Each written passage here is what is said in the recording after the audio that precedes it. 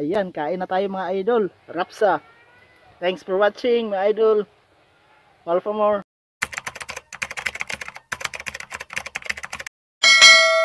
Hello mga idol, welcome back sa ating next vlog. Happy Sunday sa lahat.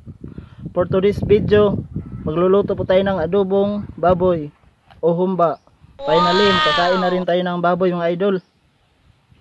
Sabi kasi nila hallelujah ngayon. So marami talagang naghahanda mga idol. Nagluluto ng mga baboy. So yung iba nandun sa dagat kasi yun talaga ang ating tawag doon, traditional. Paano masabi? So yan mga idol, ako lang naiwan dito sa bahay kasi ang lahat ng kasama ko dito sa bahay andun sa dagat, yung mga pamilya ko mga idol. Andito lang ako kasi ayaw kong iwan itong bahay mga idol, baka nakawin. Yan mga idol, siguro lahat ng tao andun sa dagat, nagpalamig.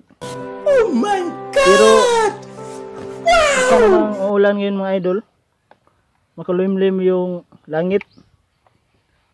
Yan mga idol, makatikim na rin tayo ulit ng baboy. Kumusta kayo dyan mga idol? Yan. Dahil ako lang dito mga idol, maghuhumba po tayo mga idol. Ayan, lalagyan na po natin ng sibuyas at saka bawang. Yan lang po mga idol, wala nang ibang pangpalasa. Lalagyan pa natin ng suka. Ayan. Ayan, lalagyan natin ng toyo. Sabi ng mama ko, damihan ko raw ng sabaw.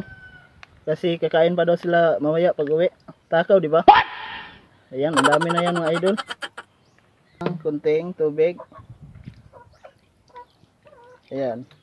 Ang dami na yan. Sugar. Para matamis. Ayan. Ayan.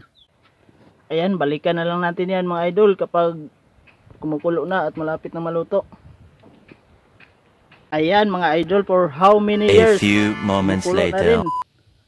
Yan, paluto na po ang ating adobong baboy mga idol o humba sa Bisaya. Ayan, kain na tayo mga idol. Rapsa. Thanks for watching mga idol.